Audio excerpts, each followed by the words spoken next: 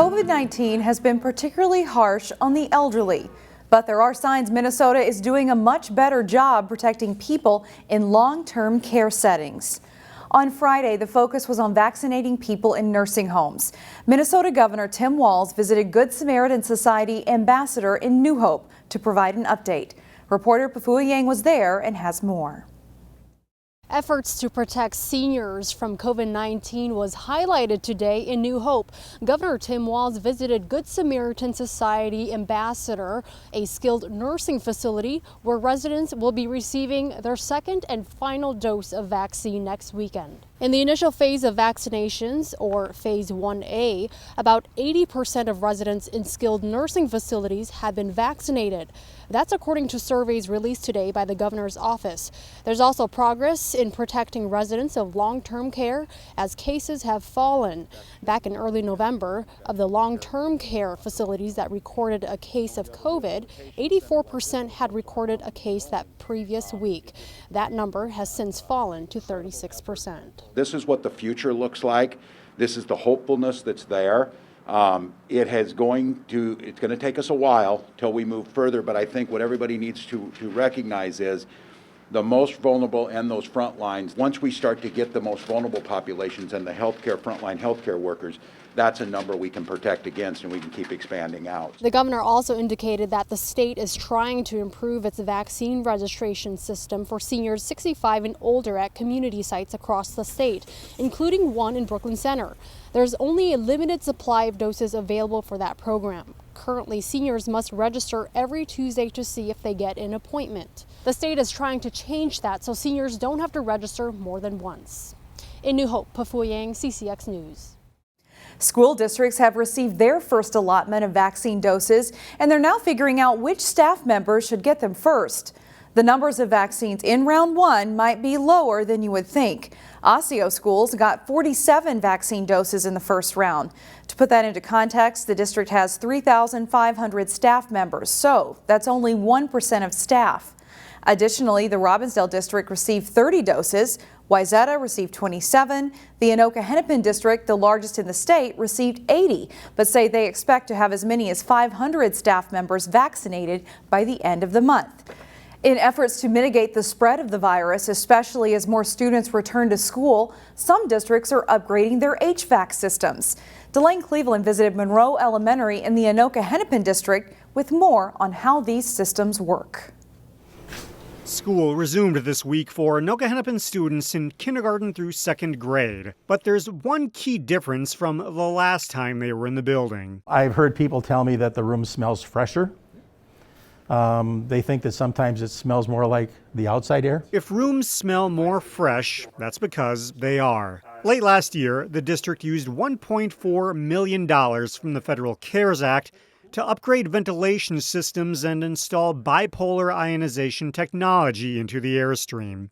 In other words, ions attach themselves to particulates in the air, such as dust, bacteria, and viruses like COVID-19. Once they attach themselves to COVID-19, what they've found in independent lab tests is that in 30 minutes, 99.4% of the COVID-19 virus will be deactivated. So essentially rendering it harmless. Steve Anderson and his team spent most of the fall making the upgrades to every building in the district. So what we're trying to do, along with the masks, the washing of hands, the social distancing, and the scrubbing of the air with the ions, trying to create a safer place for students, staff, and community to be in our buildings. One day, COVID-19 will hopefully be behind us. And whenever that day comes, Anderson says these ventilation systems will still keep churning out fresh air. There was a lot of people that contributed, and the team worked very well together to get this to happen. In Brooklyn Park, Delane Cleveland, CCX News. Good news for art lovers. Some museums are now open for visitors at a reduced capacity, and it couldn't come at a better time for the Hopkins Center for the Arts. Neil Persley takes us there in today's Weekend Showcase. The Hopkins Center for the Arts welcomes visitors to the 26th Annual Arts North International Juried Exhibition, their largest, most extensive show of the year. It's an annual juried competition open to artists around the globe. Indeed, the exhibit fills every inch of the center's 3 galleries. This year we had over 700 entries from all over the United States, as well as 6 other countries. The jurors chose 168 of those to display. The works vary in style and discipline, but the sheer volume of high-quality pieces will astound. To experience a piece of art, the optimal way is in person, and right now you have that opportunity. But should things change, or you're squeamish about leaving your nest, the center is prepared. We weren't certain we'd be able to be open to the public, so we did plan multifaceted virtual experiences for folks to get a sense of the show. So if you have a grandma in Guatemala or an uncle in Uruguay, they can view the same pieces you have access to in person. A lot of work went into those presentations, and they are worth checking out. There are 4 awards that are overall awards where all the work was in competition together, and then there are awards for each category of medium as well. This is a show wide-ranging in subject, medium, and vision. You might want to make more than one visit because there is so much to see. I concur. The show will be up through February 13th, and gallery hours are posted on their website. For Weekend Showcase from Hopkins Center for the Arts, Neil Persley, CCX News.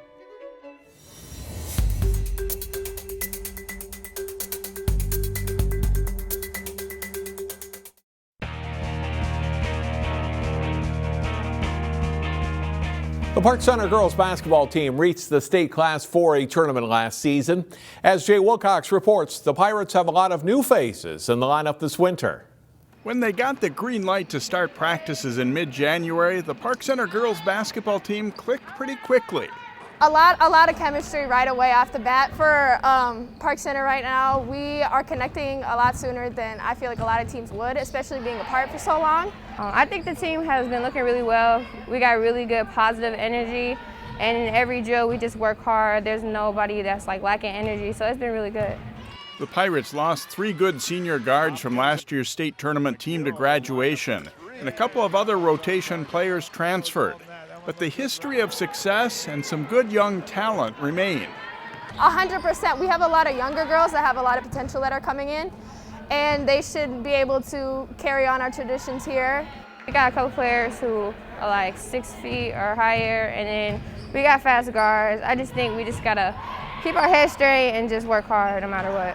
Well, that's one nice thing about Park Center Pirate girls basketball players. They always have that little bit of swagger to them, and they have that intuitive confidence that they want to do better than the last team, and these kids are just as competitive. You're right, you know, being section champions last year, that was a great accomplishment, but we want to continue the success, and I've always been a real believer, if you have a good strong program, you really don't graduate tradition. The Pirates do return one of the state's premier players, Illinois recruit Adalia McKenzie. She switched to a different role as a scoring point guard as a senior. The Pirates have a win over Coon Rapids and a loss to Elk River in their first 2 contests. They're still aiming high while acknowledging that this season during the pandemic means the focus changes a bit. X and O's are not going to be the #1 priority this year. #1 priority is going to be have as many practices and games that we possibly can, stay safe, and enjoy the game.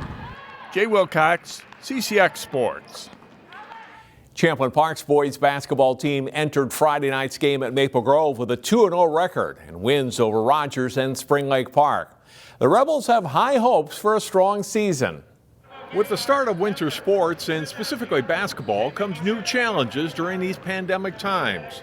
But even with restrictions on attendance at games and mask-wearing requirements, teams like the Champlin Park Rebels are adapting.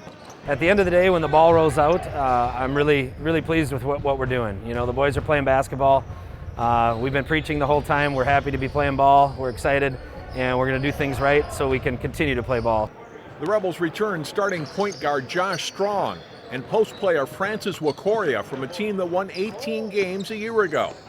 That's a good place to start. The Rebels won their season opener convincingly over Rogers. It was just even scoring. Like, we looked up at halftime and almost everybody had 10 points, so that's good to see that we're all sharing the ball, knowing how talented we are as a team. Before the season, we try to get together and try to play basketball together as a team, as the seniors. So we kind of built that chemistry since last year and also through this quarantine. Champlin Park's 2020 season ended with a playoff semifinal loss to Spring Lake Park. A lot of seniors from the section's other top teams graduated, leaving the Rebels with a feeling they can compete for a section title come March. Yeah, it definitely opened the door, but at the same time, we're not going to take any team lightly. We know a lot of guys at other schools have been waiting for their time, so we can't go in and think it's going to be any easier than it has been in the past. We just got to keep competing at the highest level. I think year in and year out, we've had a very competitive section. A lot of times it is kind of similar teams at the top, regardless of graduation. And I think there's a lot of good teams in the mix here, and our boys are excited every year to compete and kind of be in the mix there. For more stories and highlights of games from the Northwest Suburbs, please visit our website at ccxmedia.org. That's all for sports. I'm John Jacobson. Find more prep sports games and highlights at ccxmedia.org and follow us on social media.